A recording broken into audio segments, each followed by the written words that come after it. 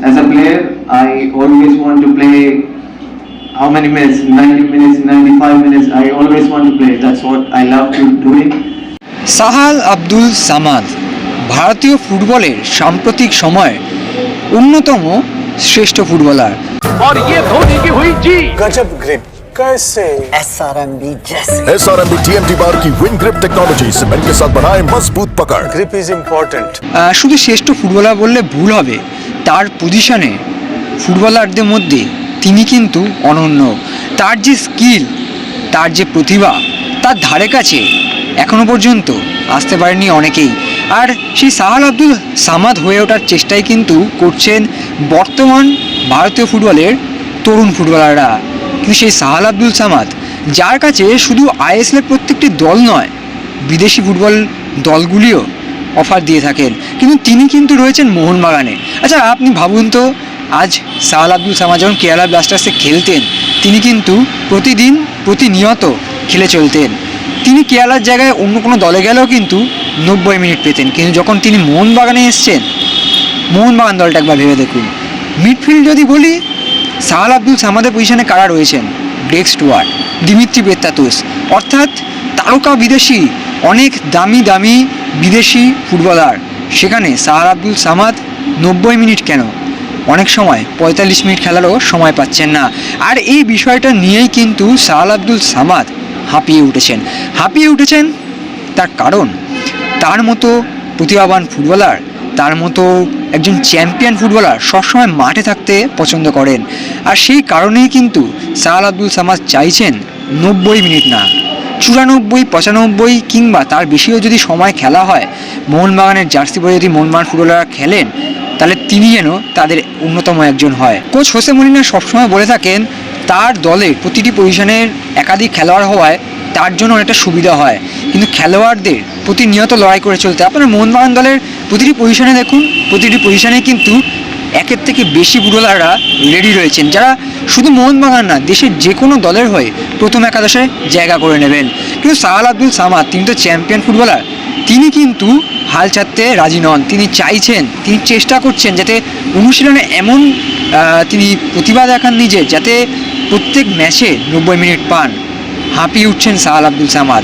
সেই নিয়েই কিন্তু আজ মোহনবাগান ক্লাবে, মোহনবাগান বনাম কেরালা ব্লাস্টার্স ম্যাচের আগের দিন সাংবাদিক বৈঠকে একান্ত কথা বলে গেলেন।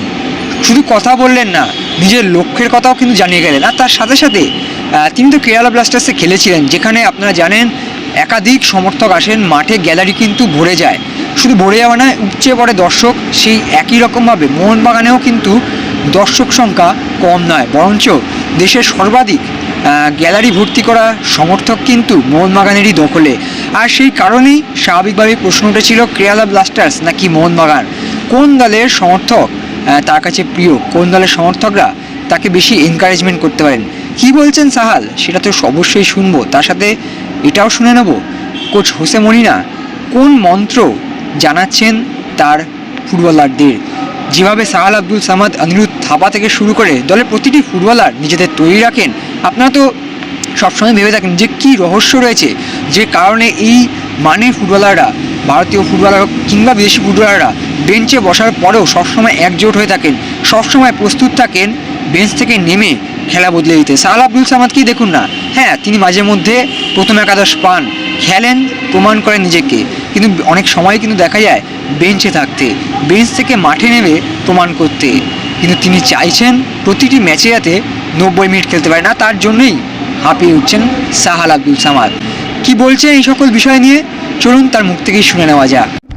I already said this. As a player, I always want to play how many minutes? 90 minutes, 95 minutes. I always want to play. That's what I love to doing.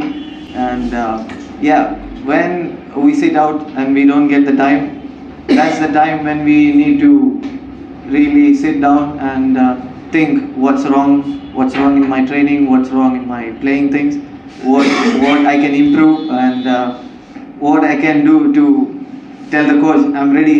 You can't bench me like this. So as a team like this, I said already, it's always healthy competition here. No player has time to rest, smile or relax. We always have to be in our front foot all the time. In Kerala, we have a fan base, and when we play there, we just have one fan over there. But when we come here, when we play derby or something like that, we could feel two teams. One is East Bengal, of course. Others are our team, Mohun Bagan. So it's just different, playing in two different crowds and playing in one crowd. So I hope you understand what I'm trying to say. So that's different feeling. Which one do you enjoy the most? As a player, we always want to play in huge number of fans, and you also like it. So yeah.